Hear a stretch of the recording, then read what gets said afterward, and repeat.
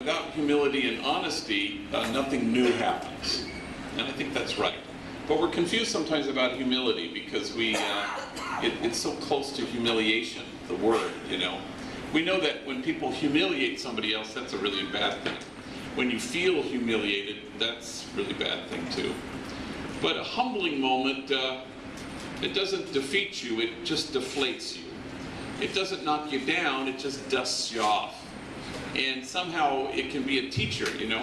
I'm privileged to be on this Attorney General's task force on children exposed to violence, and so I've been on the road a lot, and we're going to write this big document at the end of the summer, and the co-chair of the thing is Joe Torre, who's a great man, and he was a four-time World Series manager for the Yankees. He was with the Yankees for like 11 years, with Dodgers for 3 years, managed a lot of other teams. He's a great man. So he was telling us a story one night at dinner, and he said he and his wife were at dinner in San Francisco, and it was her birthday. And he says, you know, in New York and LA, you know, people stop him on the street and say, "Can I have your autograph?" That kind of thing.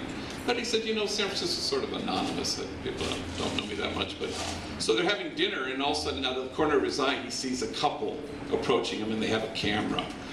And he says to his wife, I think we're going to get some company here. And the woman leans in and with the camera, and she says, "I'm sorry, would you mind?" "No, gosh, I'd be happy to do it." And he gets out of the booth, and the woman hands Joe Torre the camera, and the two of them stand like this, and Joe Torre takes the picture, and they didn't know who the hell he was, you know, so.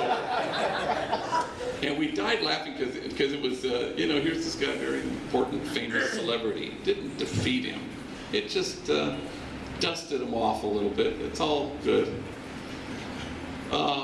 This last Saturday, I was said Mass for Maria Compañera's prima, who was a misa de 15 años in the backyard. It was kind of hot, and there was no parking where the house was, so I parked like in another zip code. And then, so I'm schlepping there with my bag over my shoulder, and I'm walking to the house, and you know, it's a Memorial Day weekend, and I see on this front porch, there are like 3 cholillos, gang members, and they're starting to party, and I can see the barbecues going, and they're drinking beer.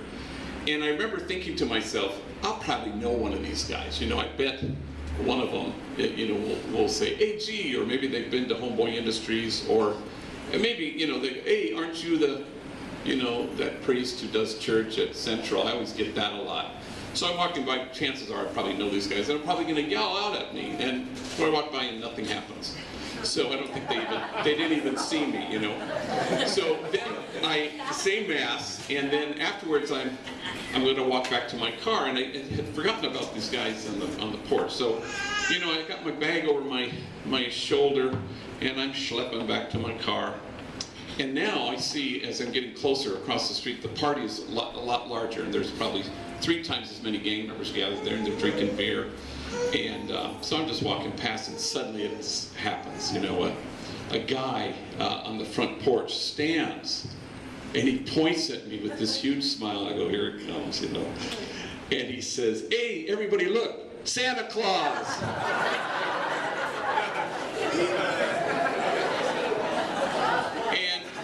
You know, I wanted to signal to him that he had a call on line 1, you know.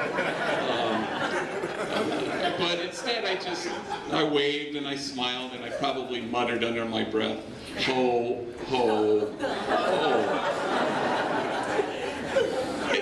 It's not a humiliation, it's a humbling moment. There's a difference, you know, where suddenly it doesn't knock you down, it just dusts you off.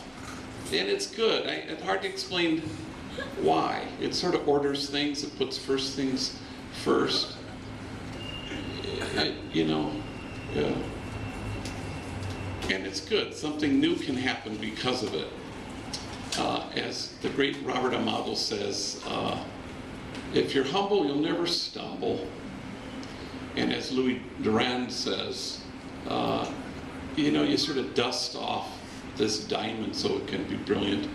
The humbling moment doesn't knock you down, it just dusts you off. And that's a good thing. And so we'll let it be our teacher today.